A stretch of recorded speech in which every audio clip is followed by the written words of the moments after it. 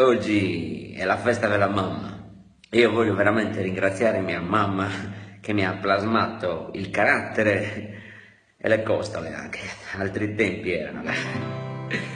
Mi ricordo da bambino, io facevo un gran casino e mia mamma ogni volta un ugo e due buste a conca mi picchiava tutto l'anno, tranne al mio compleanno, e me lo tenevo caro, era il mio regalo.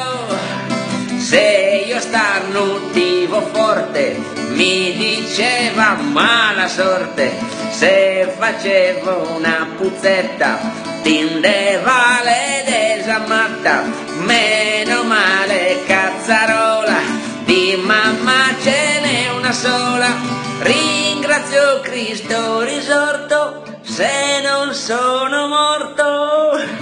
Auguri ma, tanti auguri mi.